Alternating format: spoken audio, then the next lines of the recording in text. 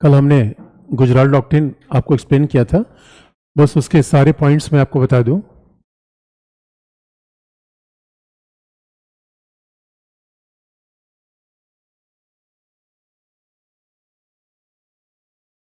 Gujral doctrine,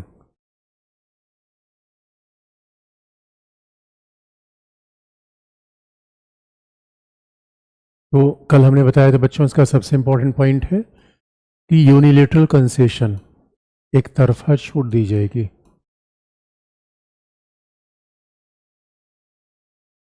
छोटे पड़ोसी देशों को एक तरफा छूट दी जाएगी।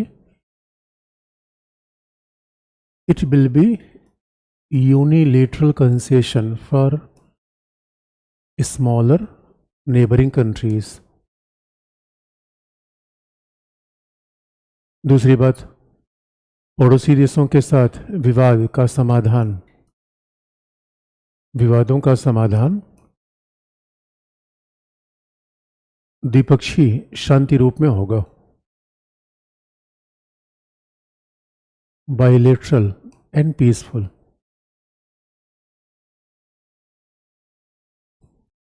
Every dispute, it means how we are going to resolve dispute, bilateral and peaceful. Bilateral and peaceful resolution of disputes.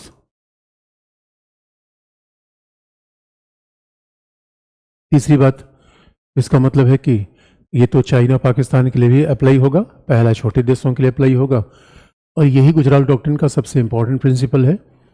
इसलिए कभी चीज़ें आए तो हर चीज़ को लिखना जरूरी नहीं है, और लिखो तो प्रोपोर्शन अलग अलग होना चाहिए। तो एक बार इसलिए विषय को अच्छे से समझ लिया तो लिखने में भी प्रॉब्लम नहीं आती।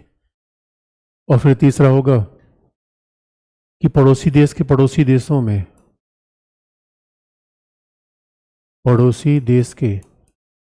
देश के आंतरिक मामले में कोई भी राज्य हस्तक्षेप नहीं करेगा।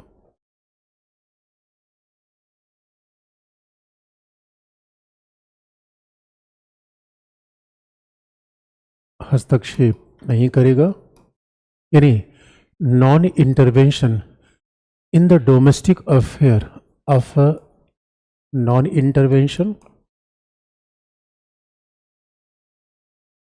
In domestic affair of any country. तो कोई भी, इसका मतलब होता है कि गुजराल डॉक्ट्रिन केवल भारत के लिए नहीं है बल्कि सबके लिए है कि we are not going to interfere in the domestic affair, आंतरिक मामलों में हस्तक्षेप हम नहीं करेंगे। और फिर चौथा, क्षेत्रीय अखंडता यानी प्रत्येक राज्य की संप्रभुता,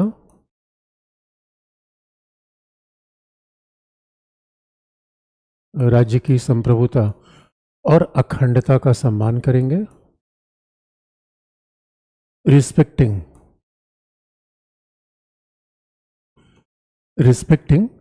sovereignty and integrity of a nation.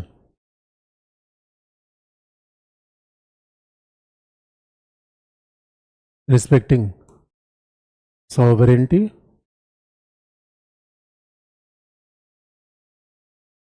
and integrity of a nation. और लास्ट में, कोई भी दक्षिण एशिया के देश अपनी भूमि का प्रयोग दूसरे के विरुद्ध नहीं करेगा। दक्षिण एशिया कोई भी देश अपनी भूमि का प्रयोग दूसरे के विरुद्ध नहीं करेगा।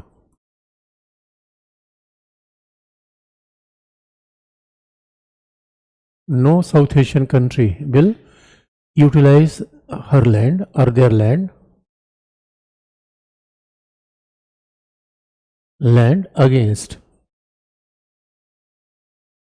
any other nation.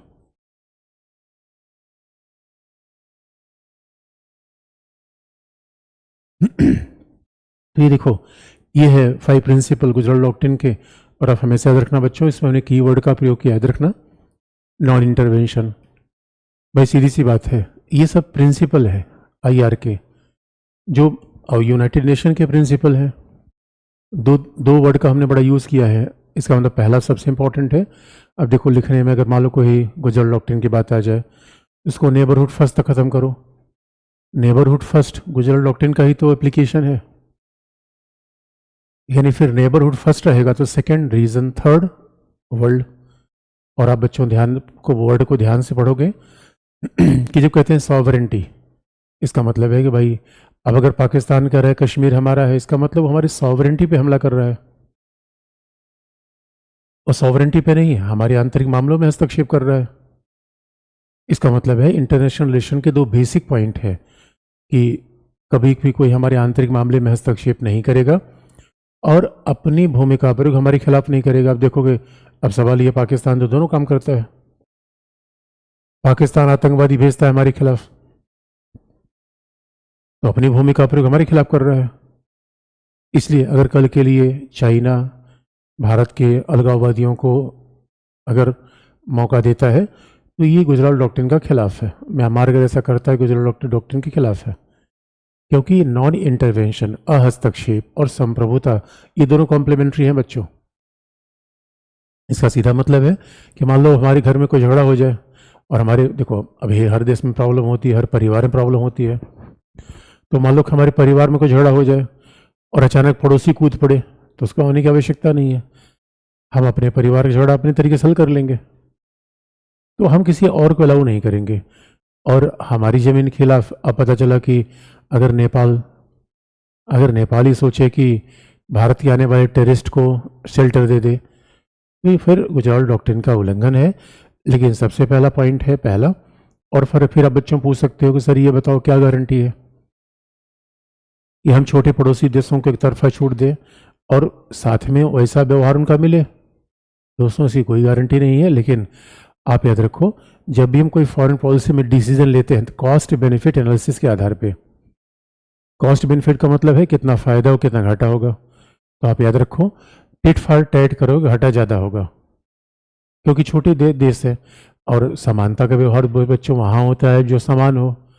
अब जो बेचारा छोटा सा बच्चा है, यानी खली और छोटे बच्चे के बीच अब समानता करोगे तो ये ठीक नहीं है। इसीलिए यूनिलिटरल कंसेशन हम देते हैं, और उसके बावजूद अगर मान लो कोई झगड़े घोड़े होते हैं तो उसको उनको समझा देते हैं प्यार से कि बच्चों, परसुएशन।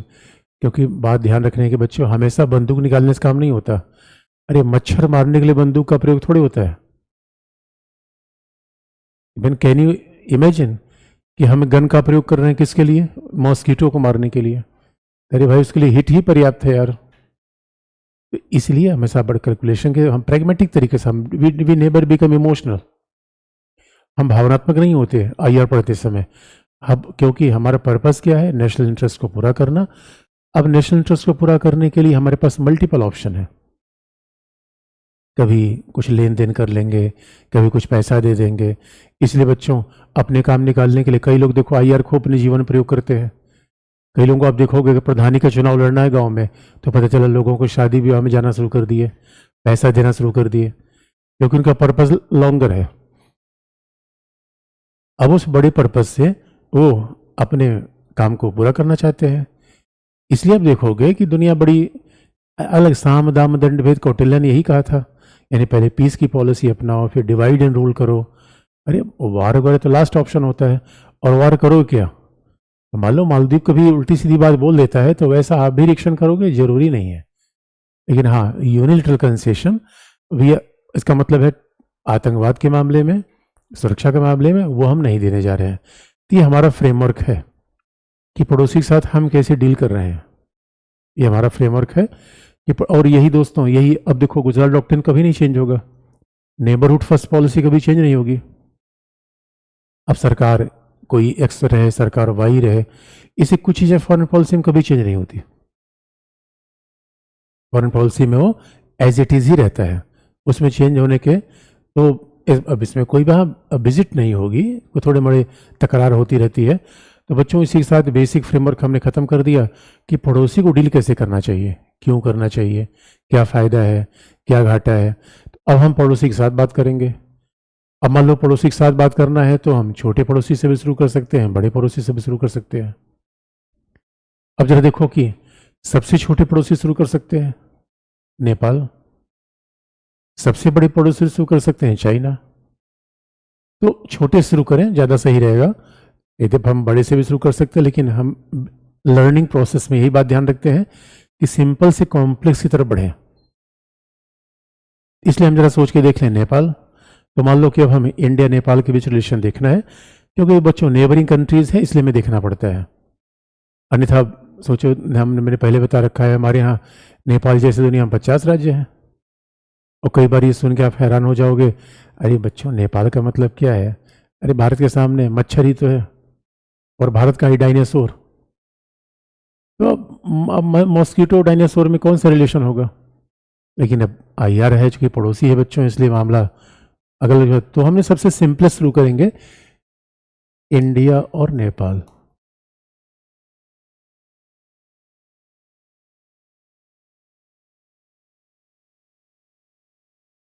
भारत और नेपाल संबंध। अब आप जानते हो बच्चों कि देखो, हिस्ट्री वगैरह संबंध में बहुत इंपॉर्टेंट नहीं होते। मेन होता है नेशनल इंटरेस्ट, जियोपॉलिटिक्स, इकोनॉमिक, ये सब चीज़ें डिटरमाइन करती हैं। और इसलिए अब देखो, और लिखने में सारी कथा कहानी तो आप लिख नहीं पाओगे, इसलिए मूल मुद्दा ये है। ज़रा सोच के देखो, आप एक तरफ इंडिया है। अब आप ज़रा सोच के देखो कि इंडिया, अगर हम इंडिया नेपाल की बात कर रहे हैं, तो इंडिया का इंटरेस्ट क्या है? इंडिया के हित क्या है? What is the interest of India?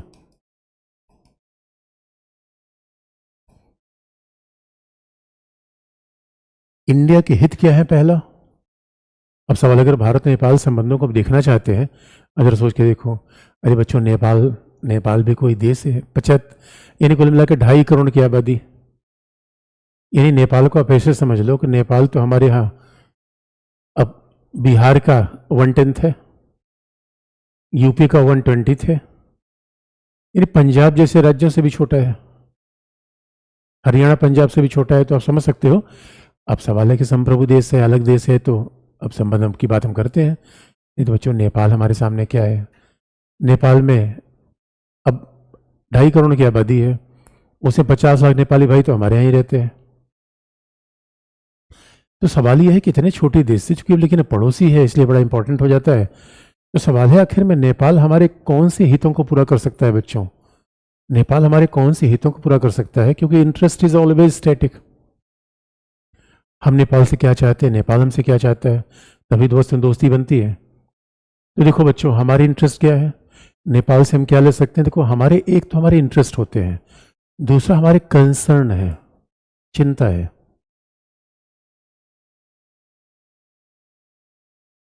तीसरा हमारे एस्पिरेशन है, हमारी आकांक्षाएं हैं।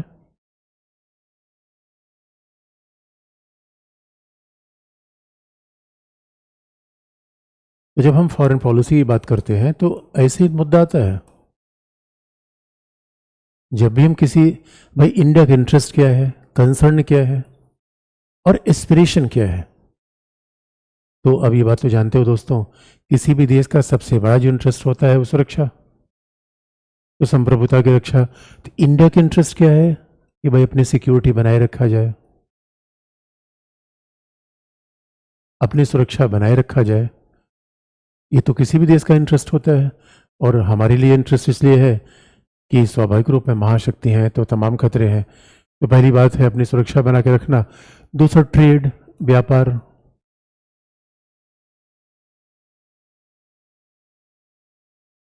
दूसरा, ट्रेड हो जाएगा,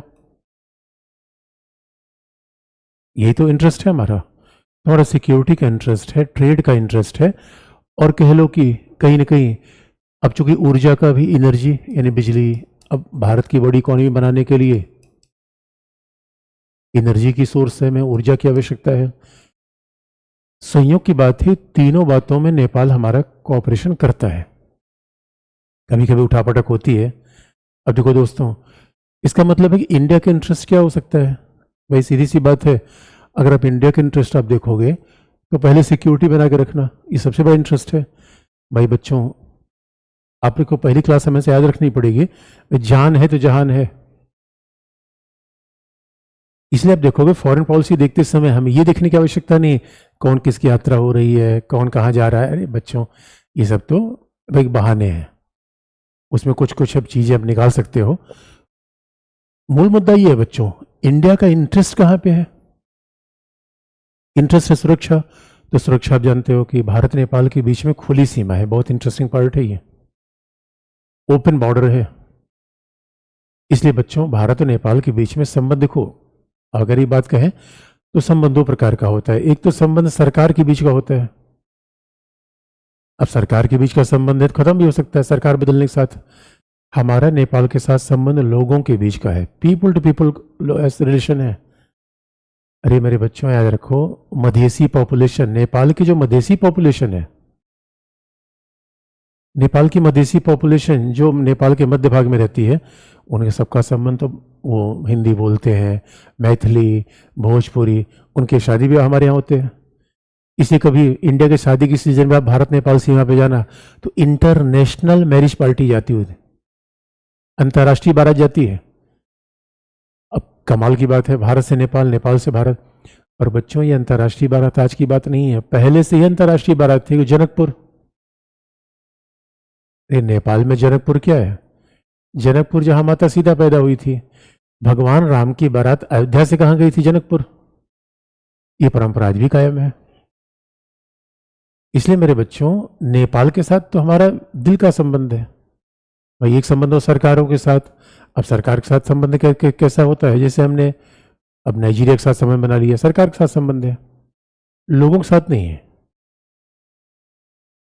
हमने चीन के साथ संबंध बना लिया, लोगों वाला रिलेशन नहीं है, सरकार के साथ तो है। और जो लोगों का संबंध होता है वो बड़ा अटूट बांध होता है, फेविकॉल जैसा होता है बच्चों। यानी कुल मिला के आप ये समझो, नेपाल भाई, नेपाल तो हमारा, नेपाल के लोग हमारे मामा है। इसे कभी कोई नेपाली भाई मिले तो माँ बस बोल देना, मामा नमस्कार। कैसे? अरे मेरे बच्चों, जब हमारी माँ की माँ माता सीता थी, जो हमारे माँ का घर होगा ननिहाल होगा हमारा।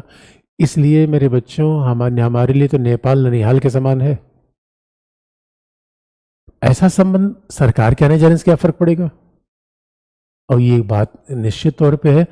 आज भी आप देखोगे बच्चों, कभी आप चले जाओ जनकपुर, नेपाल में कभी आप चले जाओगे तो आपको पता ही नहीं चलेगा कि यार आप इंडिया में हो या आप अपने देश में हो या विदेश में हो। तो ये बात अपने आप इंटरेस्टिंग है। यानी कहा भी जाता है, इसलिए नेपाल के साथ तो हमारे बड़े ही जबरदस्त रिलेशन है भाई। नेपाल, जो अपना देश नेपाल है, नेपाल के साथ तो हमारे बड़े इंटरेस्ट हैं। यहाँ पे देखो आप, पूरा जो हमारे, जो नेपाल के साथ हमारा रिलेशन है,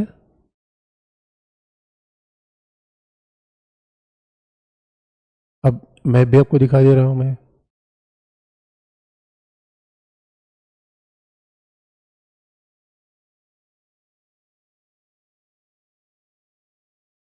तो देखो बच्चों, नेपाल, इसका मतलब है, अरे नेपाल ये हमारा पूरा ननिहाल ही हो गया बच्चों।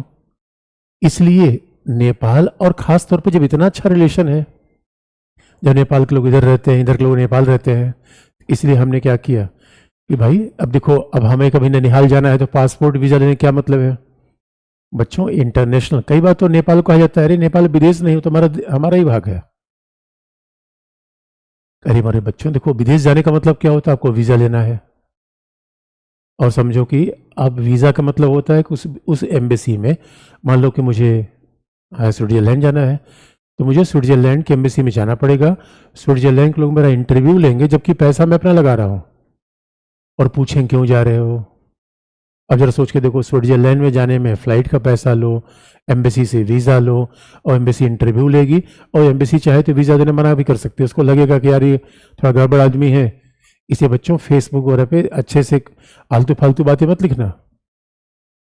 आपका प्रोफाइल ठीक होना चाहिए। कभी वीज़ा वगैरह, कभी बाहर जाने की आवश्यकता पड़ी तो एम्बेसी मना कर देगी। एम्बेसी कह देगी तो एम्बेसी सारा खोज के निकाल लेती कच्चा चिट्ठा। ये तो बड़ा खतरनाक व्यक्ति है।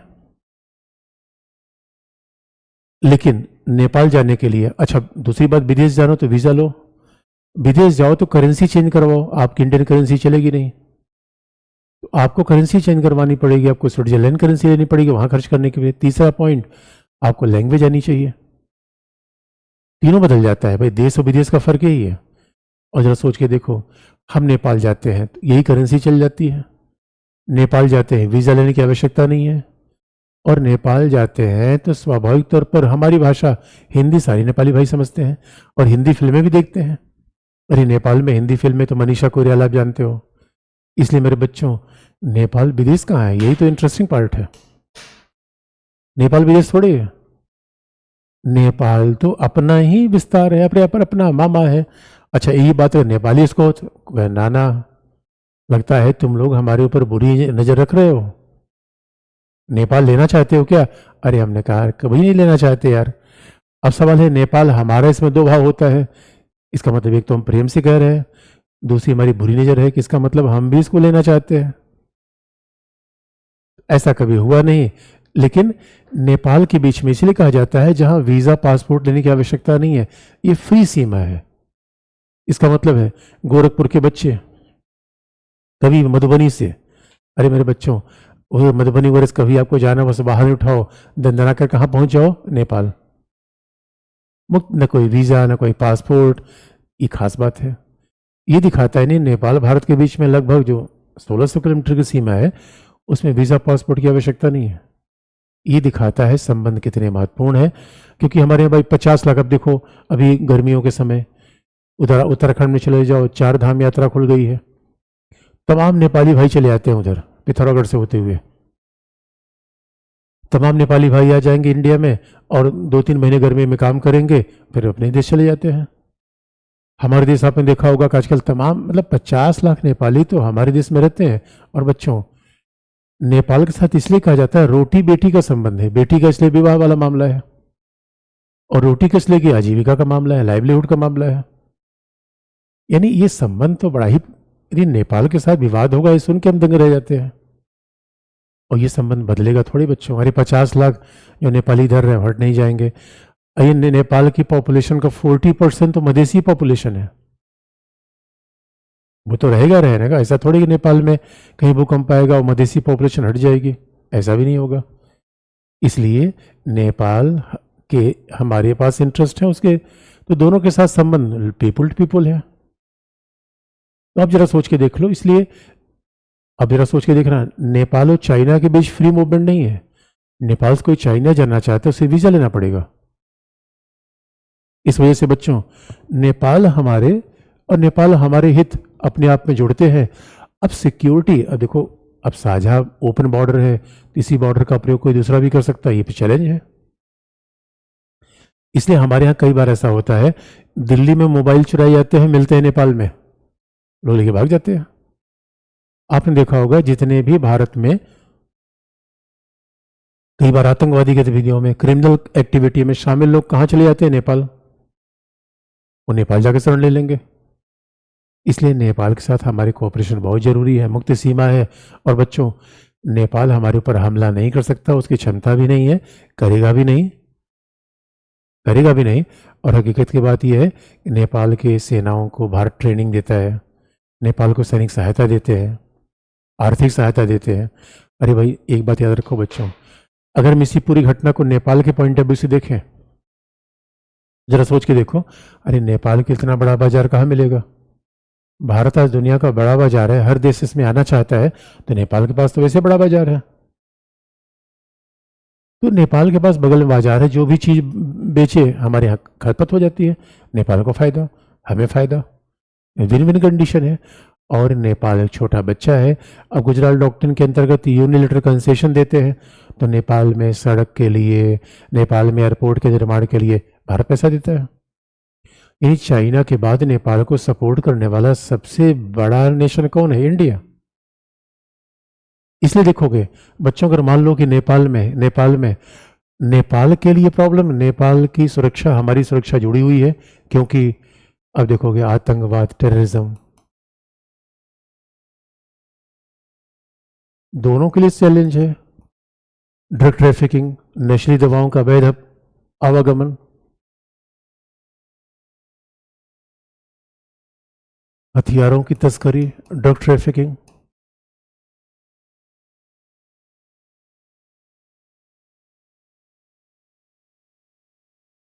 Drug trafficking. तो ये सब चीज़ें हैं जो साझी हैं, इसलिए भारत नेपाल आपस में कोऑपरेशन करता है कि भाई कम से कम ये सब, क्योंकि ना हम नेपाल के लिए खतरा है, नेपाल हमारे लिए खतरा है। लेकिन कोई ऐसे एलिमेंट जो नॉन स्टेट एक्टर हैं कि वो भारत नेपाल की मुक्त सीमा का मिसयूज न करें, इसलिए आप देखोगे फेक करेंसी, नकली नोट नेपाल के रास्ते कई बार हमारे पास आ जाती है। तो बच्चों बात ध्यान में रखने की है कि भाई हमारे यहाँ, आप जानते हो कि हमारे यहाँ किसी को बंदूक लेने के लिए कितने, भाई गन लेना है तो लाइसेंस लेना पड़ेगा। तो हमारे अगर देश में AK-47 जैसी चीज़ आ जाती है तो कहाँ से आ जाती है? अरे वो तो कहीं कहीं पड़ोस से आती होगी। इसलिए मुक्त सीमा हमारी नेपाल दोनों के लिए एक सिक्योरिटी चैलेंज है, और नेपाल इसमें हमारा कोऑपरेशन करता है। लेकिन कोऑपरेशन नहीं करेगा तो चैलेंज आ जाता है। कब कब नहीं किया वही आपको बता देंगे।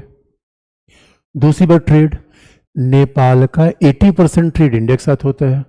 More than 80% trade off Nepal. भाई ज्योग्राफी भी तो ऐसी है।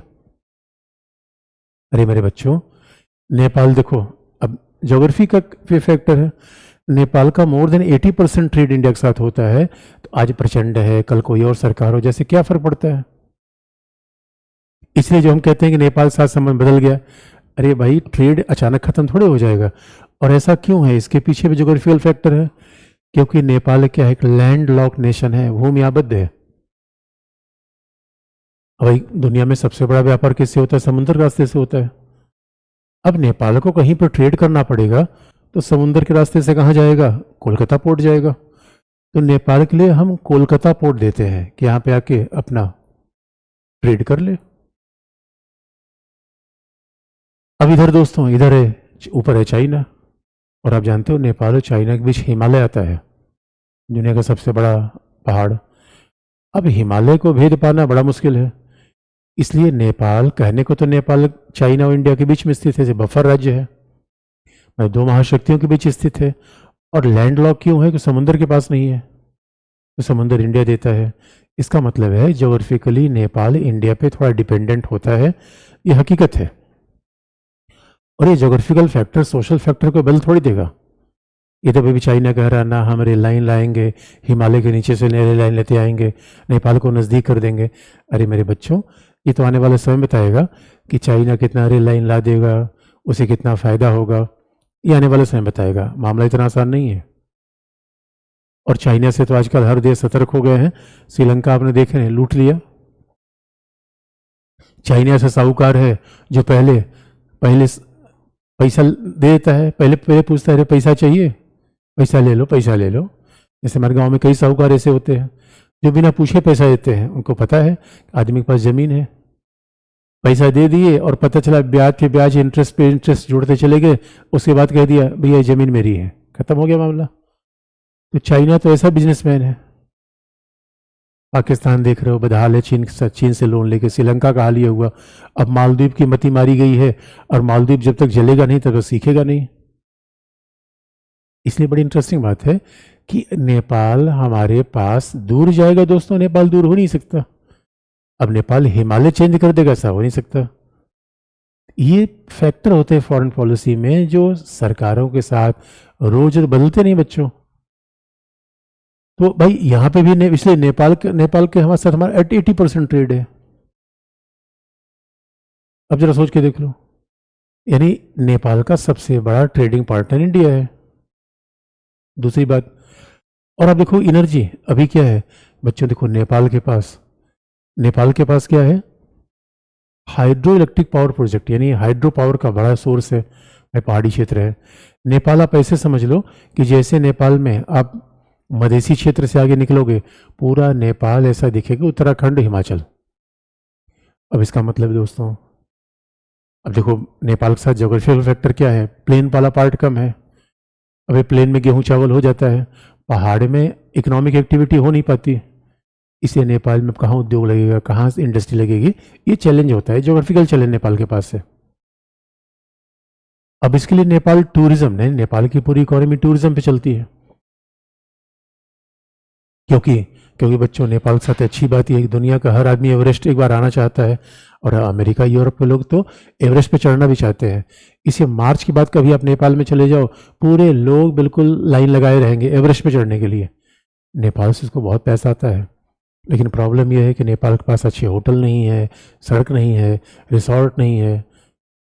अभी भी इलेक्ट्रिसिटी नेपाल को 24 आवर नहीं है। अब ये तो मिसमैनेजमेंट है। इसे आप मान लो नेपाल इकोनॉमिक रूप में पिछड़ा है, ये आप ऐसे भी कर सकते हो। आप कभी नेपाल घूमने जाओ, इंडिया करेंसी लेके जाओ, तो पता चला कि जो वहाँ नेपाली करेंसी है उसका ये हमको 1 रुपये देने पर वहाँ 3 रुपये मिलेगा। इसे नेपाल घूमने में बड़ा मजा आता है। भाई जरा सोच को, यूरोप घूमने में इसे खराब लगता है। यूरोप में अपना 60 रुपये मिलाओगे तब वहाँ का $1 होगा, 1 पाउंड होगा, 1 यूरो होगा। और पता नेपाल में हमारे रुपए का 3-4 रुपये मिल जाता है तो बड़ा अच्छा लगता है यार, जिसे फ्री में पैसा मिल गया। तो नेपाल की इकॉनमी कमज़ोर है, इसलिए भी नेपाल को इंडिया के साथ कोऑपरेशन करना चाहिए, और ख़ास तौर पर पावर प्रोजेक्ट। अरे मेरे बच्चों देखो, यहाँ नेपाल को भूटान सीखना चाहिए। भूटान के साथ हमने क्या किया है, भूटान के सारे हाइड्रो इलेक्ट्रिक पावर प्रोजेक्ट हमने बना दिए। भूटान, और भूटान क्या पानी के बदले पैसा ले रहा है। हाइड्रो इलेक्ट्रिक पावर प्रोजेक्ट हमने बनाया, सारा हमने बनाया, पैसा हमने ले दिया लगाया, और उसमें क्या किया भाई, भूटान अपना पाइप नहीं, तो पानी तो वैसे समुद्र में चला जाएगा। इसलिए अब देखो अभी पीएम गए थे, तो अब क्या है, यानी जल विद्युत हाइड्रो पावर प्रोजेक्ट। अब जल विद्युत ऊर्जा में सहयोग हो रहा है, जल विद्युत क्षमता के विकास में सहयोग हो रहा है। इसी में Arun 3 project, hydro power project कैसे आगे बढ़ावा दिया जाए, इसी में देखोगे बच्चों अरुण 3 प्रोजेक्ट। अब इसमें करंट अफेयर क्या होगा, अभी पीएम जाएंगे तो एक प्रोजेक्ट लगा देंगे भाई, कभी पीएम जाएंगे तो एक प्रोजेक्ट लगा देंगे, यही तो होगा संबंध। यानी अगर पीएम कभी यात्रा होगी तो कोई कभी अरुण 3 होगा तो कभी नया प्रोजेक्ट आ जाएगा। यानी हाइड्रो पावर प्रोजेक्ट में नेपाल के साथ कोऑपरेशन चलेगा, क्योंकि इससे नेपाल को बिजली मिलेगी, पैसा मिलेगा। और सच मानो बिहार को बाढ़ से भी राहत मिल जाएगी, तो फायदा तो है। इसी कहते विन विन कंडीशन। अरे इसीलिए भी दोस्तों, अगर पार्टनर के साथ अच्छी दोस्ती है, अब पार्टनर के साथ हमेशा संदेह करते रहोगे, विरोध करते रहोगे, और वैसे ही बच्चों याद रखना, मोहल्ले में कोई पावरफुल व्यक्ति हो उसका विरोध करोगे, उससे मिलकर कुछ काम निकाल लोगे, पैसा निकाल लोगे। ये प्रैग्मेटिक पॉलिसी है। अब बिला वजह विरोध के नाम पे विरोध किए जा रहे हो कि हम विरोध करेंगे, तो प्रॉब्लम हो जाएगी। इसलिए इंटरेस्ट दोनों के एक दूसरे के मिलते हैं, और नेपाल को बहुत फायदा है। और बच्चों इतना ही नहीं है, नेपाल के लोगों के लिए तो हमने इतना तक कर दिया है, जरा सोच के देखो। कभी भी क्या आपने कभी सुना है कोई देश विदेशी नागरिकों को सरकारी नौकरी दे? अरे आपने देखा अग्निवीर योजना हमारे यहाँ आई, अग्निवीर योजना में बच्चों ने कितना विरोध किया। इसका मतलब हमारे यहाँ सेना में भर्ती होने के लिए तो लोग, सेना में क्या सरकारी नौकरी पाने के लिए तो लोग मंगल ग्रह पे जाने को तैयार है। तो मेरे बच्चों ये बताओ कि क्या हमारे पास जो नौजवान नहीं थे, या नेपाल के लोग नहीं आएंगे तो हमारी सेना बेकार हो जाएगी? अरे ये तो हमारे मामा का सम्मान था। ये पुराने रिश्ते की, अब हम तो दोस्तों पुराना रिश्ता बना के रखना चाहते थे कि भाई पुराने अंग्रेजों ने इसे गोरखा बटालियन, पूरी जो गोरखा रेजिमेंट है वो नेपाली भाइयों से मिलकर बनती है। ये जब हमारे यहाँ ये दार्जिलिंग क्षेत्र में भी गोरखा रहते हैं, उनसे भी गोरखा बटालियन रेजिमेंट बनती है। यानी जरा सोचो, नेपाली लोगों को हमने अपनी न केवल सरकारी सेवा में रखा है, बल्कि most sensitive wing of services में, that is army. Nothing is more sensitive than army. जरा सोच के देखो। आप सोचो, पाकिस्तान कोई नागरिक आ जाएगा तो हमारे एनडीए में शामिल हो जाएगा? नहीं होगा, अनुमति नहीं देंगे। कोई विदेशी नागरिक हमारी सेवा में आए और वो भी किस में आ जाए, कमाल की बात है। ये संबंध है पुराने बच्चों। और अभी भी नेपाल में तमाम हमारे भाई रहते हैं, सैनिक भाई, उनको पेंशन भारत से जाता है, रहते नेपाल में है, और जो नेपाली भाई यहाँ रहते हैं वो पैसा नेपाल भेजते हैं। ये दोस्तों अटूट रिश्ता है। अब यह अटूट रिश्ता कोई सरकार थोड़ी बदल देगी। यानी गोरखा रेजिमेंट में नेपाली शामिल होते हैं, और हमने तो ये नेपाली भाइयों को ये तक कह रखा है कि भाई यूपीएससी का फॉर्म में तुम लोग भर सकते हो। अब ये बात अलग है, बेचारे सी सेट क्वालिफाई नहीं कर पाते, अब यहाँ तो इंडिया में इतना कंपटीशन है कि नेपाली भाई कहाँ पास हो पाएंगे। जरा सोच के देखो, ऐसा संबंध यार किसी के साथ है ही नहीं हमारा। और भूटान, या तो भूटान के साथ है, और भूटान दोस्तों इस समय मौजे मौजा कर रहा है। भूटान एकदम मस्त है क्योंकि भूटान को खूब फ्री बिजली मिल रही है। और भूटान क्या कर रहा है, बिजली बेच के पैसा कमा रहा है। और सबसे बड़ा खरीदार इंडिया है, क्योंकि बच्चों हम कोल बेस पावर प्लांट को हटाना चाहते हैं। भाई कोयले से प्रदूषण होता है, क्योंकि हमें पर्यावरण की भी रक्षा करनी है, इसलिए हमें क्लीन सोर्स ऑफ एनर्जी चाहिए। और वो नेपाल के साथ मिल जाती है, क्योंकि नेपाल के पास 40,000 मेगावाट 40,000 मेगावाट की क्षमता है हाइड्रो इलेक्ट्रिक पावर प्रोजेक्ट का। आप सोच लो कि हमारे नेपाल के साथ संबंधों कितने बेहतर संबंध हैं। अब जरा देख लें, दूसरी बात देख लें दोस्तों, तो फिर हमारी कंसर्न क्या है। अभी बात तो ठीक है कि नेपाल के साथ हमारे रिलेशन बड़े अच्छे हैं, लेकिन क्या हमारी कुछ कंसर्न भी हैं। और फिर हम देखेंगे एस्पिरेशंस, और इसको नीचे लिख ले।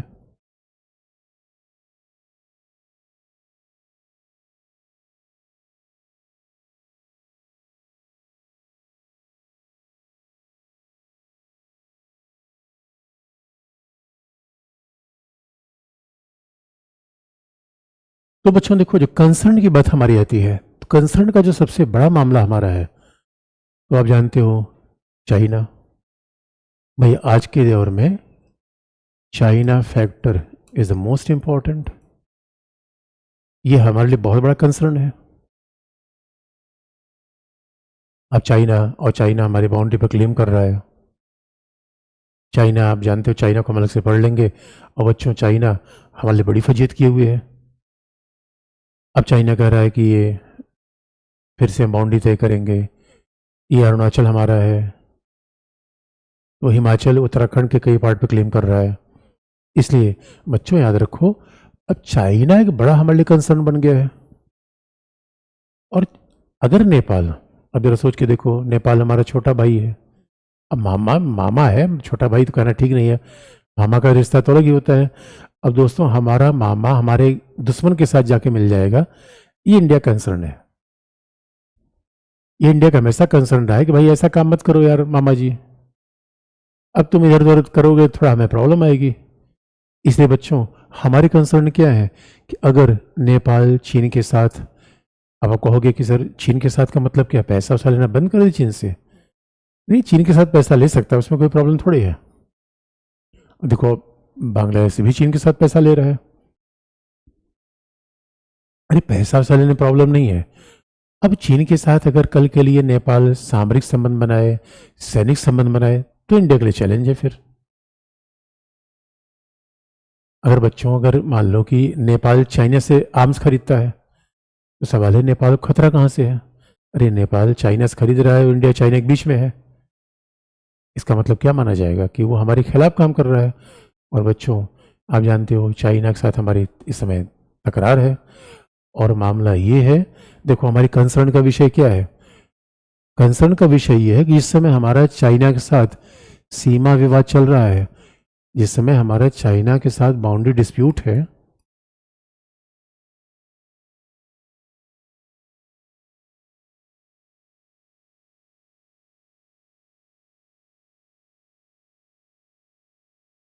जिस समय हमारा चाइना के साथ बाउंड्री डिस्प्यूट चल रहा है, उसी समय नेपाल भी बाउंड्री डिस्प्यूट उठा दे रहा है। ये बड़ी समझने की बात है। जरा सोचो बच्चों, हम तो पूरी दुनिया को बता रहे हैं चाइना एग्रेसिव है, एक्सपेंशनिस्ट है, चाइना हमारी ज़मीन पे कब्जा करना चाहता है, चाइना ज़मीन खोर है। और पूरी दुनिया में जापान भी यही बात कह रहा है, साउथ ईस्ट एशिया के देश कह रहे हैं। लेकिन हमारे मामा को अकल नहीं आ रही है। अब हमारा मामा अगर ये कहेगा कि इंडिया भी हमारी ज़मीन ले लिया है, तो दोस्तों यहाँ पे तो इंडिया का पॉइंट गड़बड़ हो जाएगा। फिर ये हमारा बड़ा कंसर्न है। इसका मतलब है, और कल के लिए नेपाल सोचेगा कि भाई पाकिस्तान के लोगों को बुला ले। और बच्चों, इस समय जो नेपाल का प्रधानमंत्री है प्रचंड, और प्रचंड आप देखिए माओवादी है। वैसे जो नेपाल के राष्ट्रपति हैं वो बीएचयू से पढ़े हुए हैं, हमारे बीएचयू से, भारत के बनारस हिंदू यूनिवर्सिटी से। और फिर यहाँ के जो अभी प्रचंड है जेएनयू से पढ़े हुए हैं। अब जरा सोचो, हमने पढ़ा लिखा दिया, यही हमारी जड़ खो देने के लिए बच्चों। प्रचंड है माओवादी, और माओवादी होने के नाते प्रचंड ये कह रहा है, और बच्चों याद रखना, माओवादी तो हमारे यहाँ आप देखो कैसे एक प्रॉब्लम कर रहे थे पहले से। अब माओवादी क्या मानते हैं कि भारत में साम्राज्यवादियों की सरकार है, भारत संविधान बेकार है, संविधान को उलट पलट देंगे।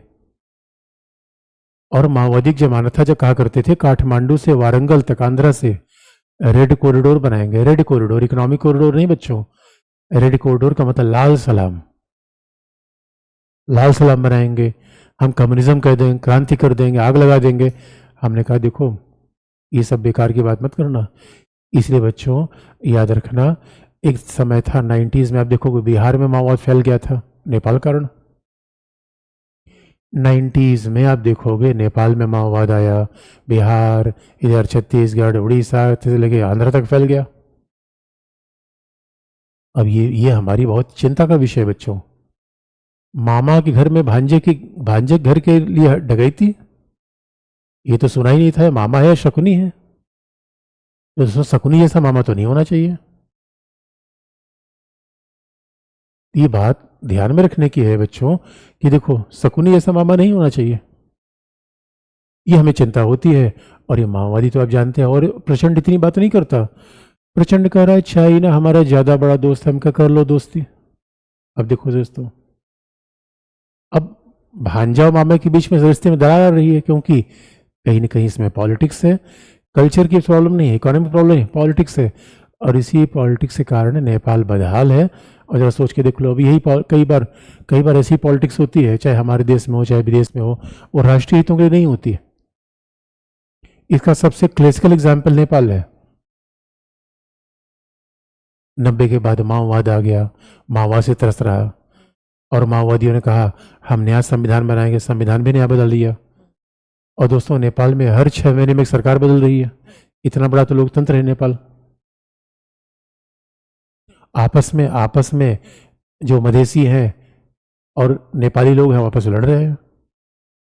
इसका मतलब बच्चों नेपाल को गरीबी से दूर करना चाहिए था, आर्थिक विकास करना चाहिए था, लेकिन नेपाल ने, अब देखो यही भूटान है, भूटान में माओवादियों ने एक बार कोशिश की भूटान जाने की।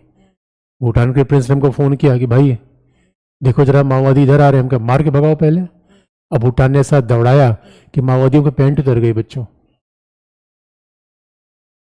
उसके बाद माओवादियों के मजाले भूटान तरफ देख ले, ये दोस्त होता है। और नेपाल, और बच्चों याद रखना, इंडिया में काठमांडू आगरा समिट होने वाली थी, उसके पहले वो दक्षेस की समिट होने वाली थी काठमांडू में। और कहा जाता है कि बहुत सारे लोग पश्चिम एशिया में बैठकर, यूएई में बैठकर, पाकिस्तान के एजेंट यूएई में बैठकर काठमांडू के साथ संबंध बना कर रखते हैं, जिससे हम नेपाल की धरती का प्रयोग करके भारत के हितों को नुकसान पहुंचाए, ऐसा मामा करता है। तो जब माओवादी आ जाते हैं तो आप देखो भारत का विरोध अपने आप आ जाता है। तो बच्चों जमीन का झगड़ा नहीं होता, झगड़ा होता है, अब जमीन का झगड़ा थोड़ी होता है बच्चों। इस हमारी चिंता क्या है, अगर नेपाल भी कहेगा कि काला पानी हमारा है, नेपाल भी कहेगा लिपू लेक जो स्ट्रेटेजिकली बहुत इंपॉर्टेंट है, काला पानी, लिपू लेक,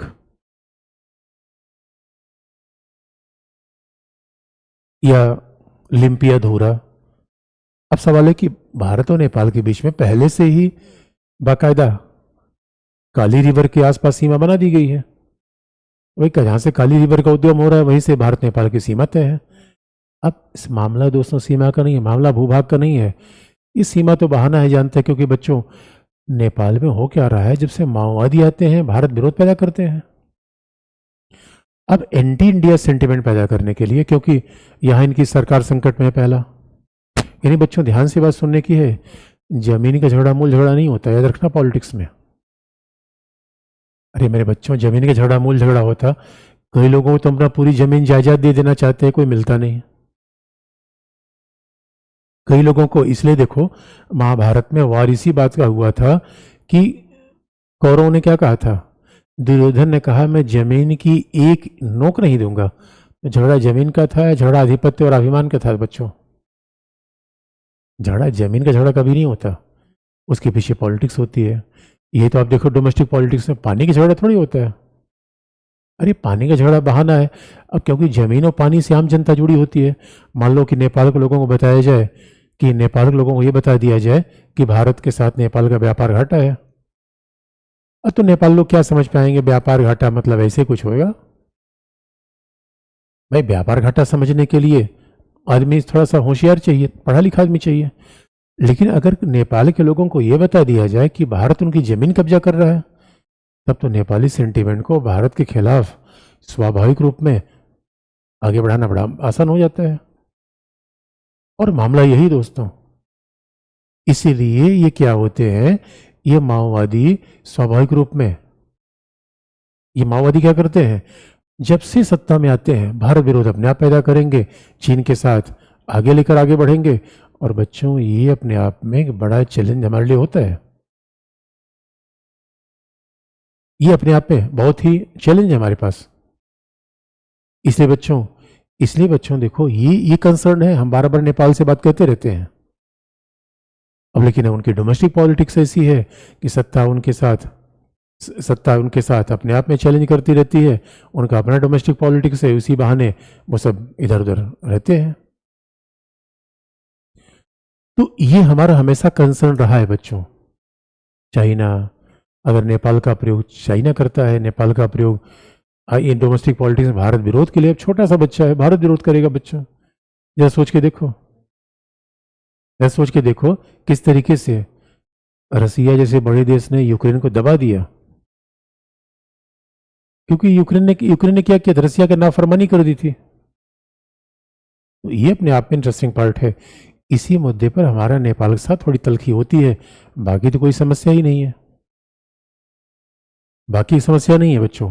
और तीसरी बात है, हमारे एस्पिरेशंस क्या है। अब देखो बच्चों, हमारा एस्पिरेशन क्या है, दुनिया में एक महाशक्ति,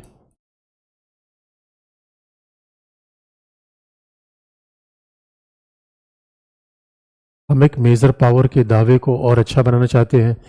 इसलिए इसे देखो, हम कहाँ चाहते हैं भाई, सुरक्षा परिषद में, संयुक्त राष्ट्र संघ की सुरक्षा परिषद में हमें सीट मिले। We are looking for permanent seat in security council. हम चाहते हैं हमें सुरक्षा परिषद में सीट मिल जाए। हम चाहते हैं बच्चों हमें कहाँ पे मिल जाए बात, यानी हम भाई वैश्विक मंचों पर, संयुक्त राष्ट्र संघ में, ग्लोबल वैश्विक मंचों पर भारत नेतृत्व करना चाहता है।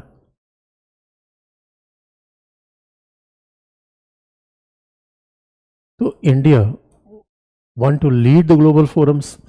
तो अब इसमें तो नेपाल हमारा विरोध नहीं करता, नेपाल उसमें हमारी बहुत सहायता भी कर सकता है। लेकिन अब सवाल एक, सुरक्षा परिषद में मान लो कभी सीट कोई बात हो, तो एक वोट तो नेपाल का मिल ही जाएगा हमारे लिए संयुक्त राष्ट्र संघ में।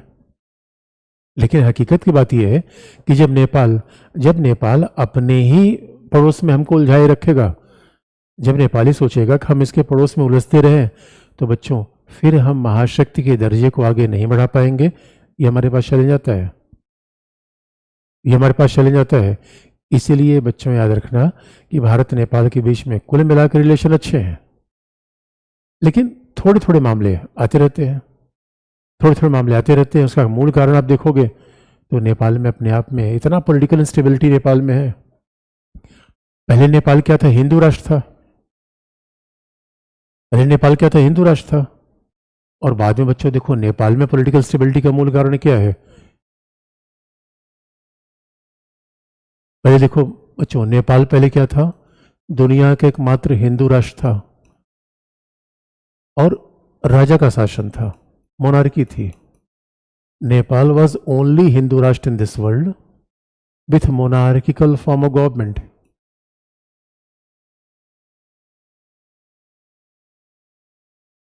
लेकिन हुआ क्या कि आप देखोगे 2008 का जो भी लेटेस्ट कॉन्स्टिट्यूशन है, 2008 के बाद जो नया नेपाल बना, वो नेपाल कैसा है, डेमोक्रेटिक, लोकतांत्रिक, गणतांत्रिक।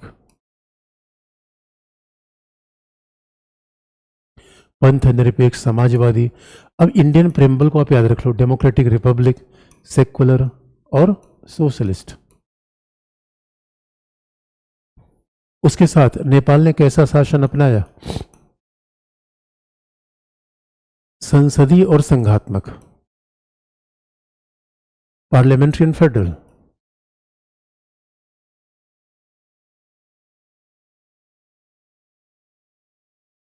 Parliamentary federal government with democratic republic secular समाजवादी, ये नेपाल का नया संविधान है। यानी अब नेपाल न तो हिंदू राष्ट्र रहा, न नेपाल में राजा का शासन है, नेपाल में लोकतंत्र आ गया। लेकिन बच्चों जरा सोच के देखो, इतने छोटे स्टेट में फेडरल स्टेट अपना लिया, और फेडरल स्टेट में आज भी नेपाल में 7 राज्य हैं। अभी सातों राज्यों के नाम में प्रॉब्लम आ रही है। अब जरा सोच के देखो, अब इतना छोटा स्टेट था, फेडरल स्टेट क्यों अपना लिया? अब अपना भी लिया तो भाई उसमें हम क्या करेंगे भाई, अब संप्रभु राज्य है। हमने कई बार मदद देने की कोशिश की कि मामा मदद ले लो, यार नहीं संप्रभु राज्य है, हम क्या करें। उसके बाद दोस्तों, उसके बाद क्या हुआ कि नेपाल ने अपना तो लिया, और नेपाल ने जब शासन अपनाया, इसी लोकतंत्र के बाद हर 6 महीने में एक सरकार बदल रही है, गठबंधन। कभी माओवादी कांग्रेस के साथ आ जाएंगे, कभी कांग्रेस कम्युनिस्ट के साथ आ जाएंगे, फिर कम्युनिस्ट और उनके साथ हालाकान है। और बच्चों याद रखो, जब इतना छोटा देश है, कोविड के बाद बड़ी बड़ी दुनिया की इकॉनमी हालाकान हो गई। ये बात बहुत इंपॉर्टेंट है बच्चों कि स्टेबल गवर्नमेंट नहीं होगी तो देश परेशान रहेगा। और नेपाल में सारा अनस्टेबल गवर्नमेंट है, नेपाल में सारी अनस्टेबल गवर्नमेंट आई, इसलिए आर्थिक विकास नहीं हो पाया। तो आज तो संविधान उनका है, संसदीय है, पार्लियामेंट्री है, फेडरल है, आज डेमोक्रेटिक है, रिपब्लिक है, ये सब चेंज कर लिया। अरे मेरे बच्चों, संविधान शासन चेंज करने से नहीं होगा जब तक इकोनॉमी चेंज नहीं करोगे। जब तक आप इकोनॉमी चेंज नहीं करोगे बात नहीं बनेगी। और अब ये आपस की समस्या को कहाँ लेके जाते हैं? दूसरे पे। तो अब इनकी आपस में समस्या होती है तो बार बार क्या कहते हैं, भारत विरोध कर रहा है। अब इनकी आर्थिक समस्या हो गई, भारत ने पैदा कर दिया है। जमीन की प्रॉब्लम भारत ने पैदा कर दिया है। तो ये सारे मुद्दे क्या है? पॉलिटिकल। ये सारे मुद्दे क्या है? पॉलिटिकल। और बच्चों अब जरा देख लो, इसका मतलब फिर ऐसी कंडीशन में इंडिया क्या करना चाहिए? इंडिया को दोस्तों वही करना चाहिए जो हमने गुजराल डॉक्ट्रिन बताया था। इंडिया को वही करना चाहिए जो गुजराल डॉक्ट्रिन में बताया था। अब बच्चे सवाल पूछ लें जरा।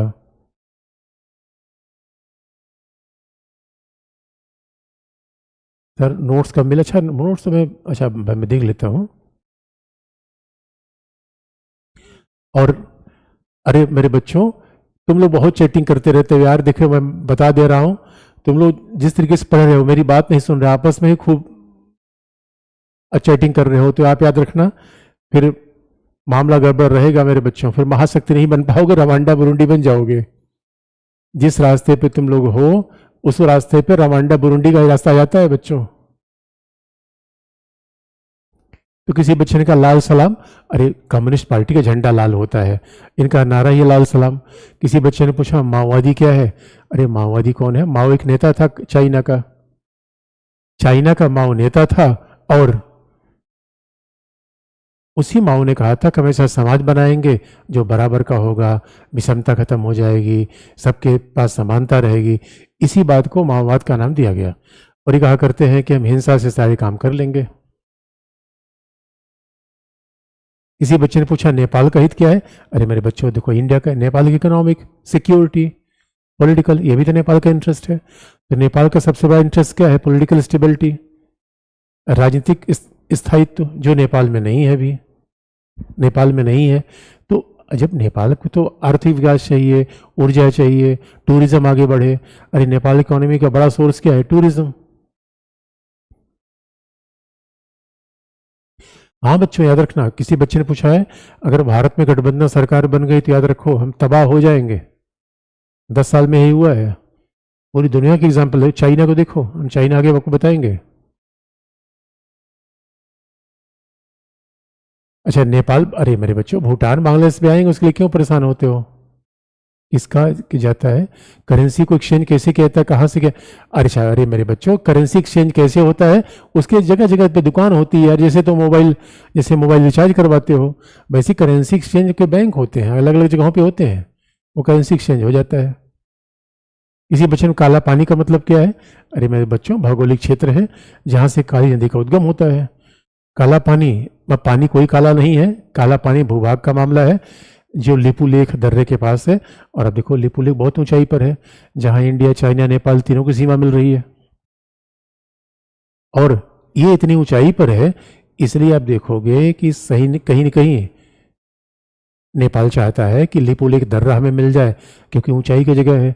और इसके पीछे चाइना है बच्चों, कि जैसे हमने अनुच्छेद 370 कश्मीर से हटाया, चाइना बौखला गया। चाइना सारे छोटे छोटे पड़ोसी देशों को हमारे खिलाफ आगे बढ़ा रहा है।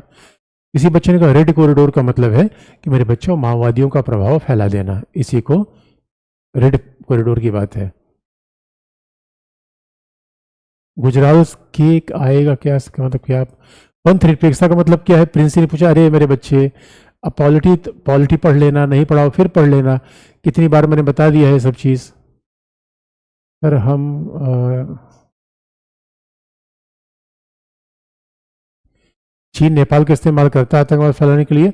अरे देखो, चीन तो कहीं ना कहीं भाई सबका, तो हम क्या करेंगे, नेपाल के साथ बातचीत करें, अपनी सुरक्षा बेहतर करें, तो वो लगातार हम कोशिश करते हैं। अभी नेपाल में राजतंत्र, अरे वो सब ये पॉलिटिक्स है दोस्तों, राजतंत्र बनाने की मांग चल रही है, ऐसा बिल्कुल नहीं होने जा रहा है, ऐसा नहीं होगा।